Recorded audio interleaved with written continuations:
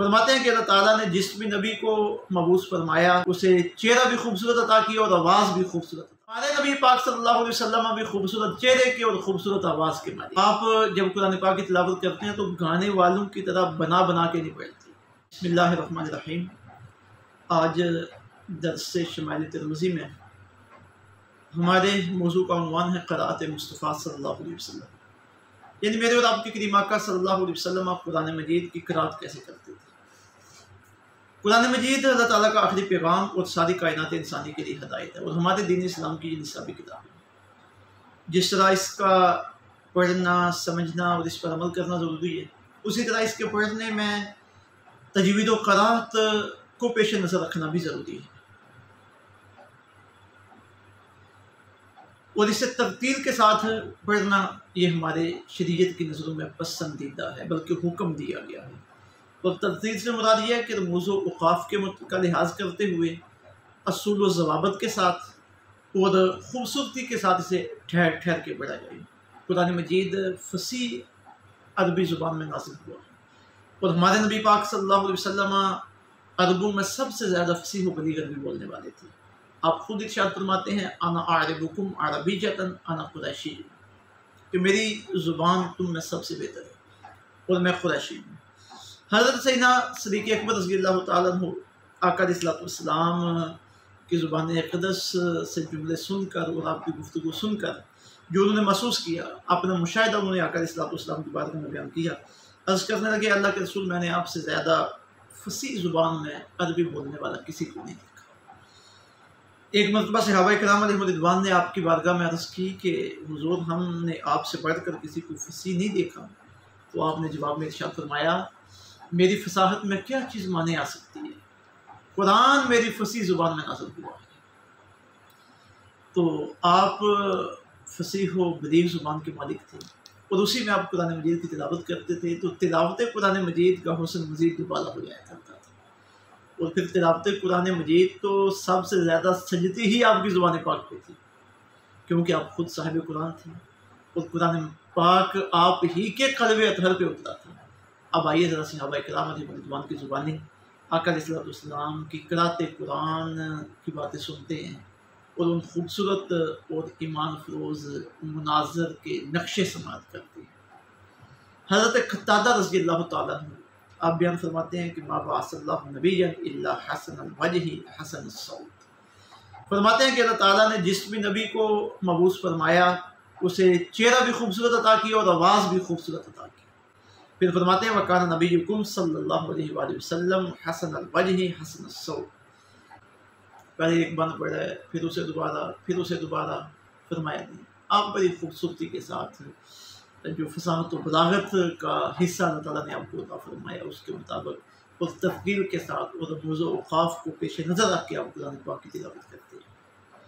حضرت ام سلمہ رضی اللہ تعالیٰ عنہ آپ آقا علیہ السلام کے انداز قراءت کو بیان کرتے ہوئے فرماتی ہیں کہ کان نبی صلی اللہ علیہ وسلم یقطع قراءتہ، کہ آپ اس طرح قرآن پاک کی قراءت کرتے کہ ہر آیت کو الگ الگ پڑھتے ہیں.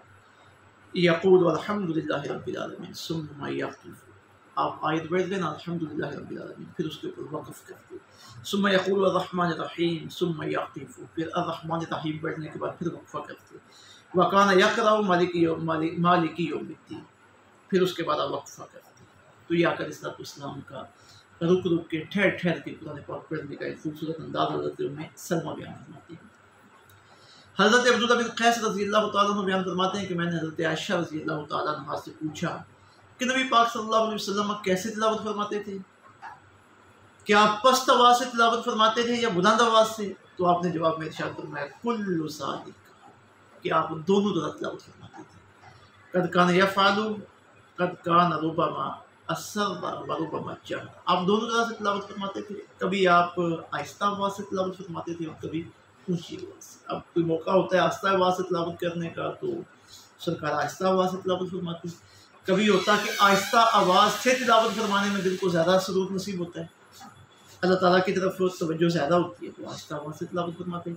کبھی موقع ہوتا ہے اونچی آواز کے ساتھ تلاوت کرنے کا. ضرورت ہوتی ہے یا اس وقت ماحول ایسا ہوتا ہے کہ اونچی آواز کے ساتھ تلاوت کرنے میں زیادہ لذت محسوس ہوتی ہے، تو آقا علیہ السلام اونچی آواز سے تلاوت فرماتے تھے۔ تو یہ دونوں طرح کے سرکار کی سنت کے طریقے اور سرکار کے نمونے ہمارے سامنے ہیں۔ تو جب حضرت عبداللہ بن قیس نے حضرت عائشہ رضی اللہ تعالیٰ عنہ سے آقا علیہ السلام کی یہ سنت مبارک سنی، آپ کا عمل مبارک سنا، تو آپ فرمانے لگے الحمدللہ الذی جعل فی الامر السعۃ، کہ سب تعریفیں اللہ کے لیے جس نے دین میں ہر قسم کی وسعت اور گنجائش رکھی ہوئی ہے۔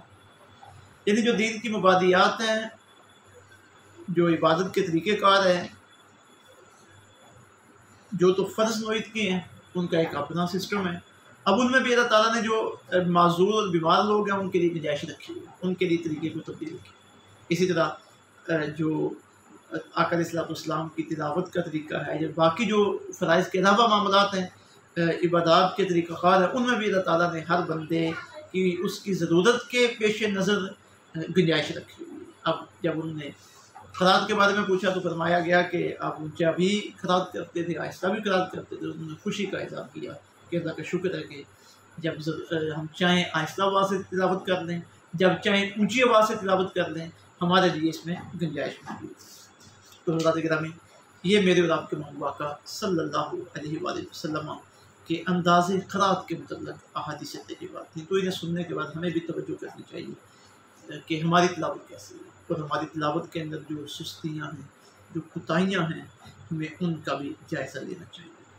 اور یہ بھی دیکھنا چاہیے کہ کہیں ایسا تو نہیں ہے کہ سرے سے ہی ہمارے اندر تلاوت قرآن مجید کا شوق ہی نہیں ہے، ذوق ہی نہیں ہے، اور اس اہم فریضے سے ہم غافل ہیں۔ تو جب ہماری کمزوریاں ہمارے سامنے آئیں تو انہیں دور کرنے کے لیے ہمیں آقا علیہ السلام کی سیرت طیبہ کے اس پہلو کو سن کر ذوق و شوق کے ساتھ اس پہ عمل کرنا چاہیے، اور دعائیں بھی مانگنی چاہیے کہ اللہ تعالیٰ ہمیں عمل کی توفیق عطا فرمائے، اور پھر ہماری جو آنے والی نسلیں ہیں ان کا بھی ہمیں سوچنا چاہیے۔ آج ہم اپنی نئی نسل کو دنیا کی تعلیم کروانے کے لیے اور باقی ہنر سکھوانے کے لیے بڑے ان پہ اخراجات کرتے ہیں، انتظامات کرتے ہیں، دور دور میں بیچتے ہیں۔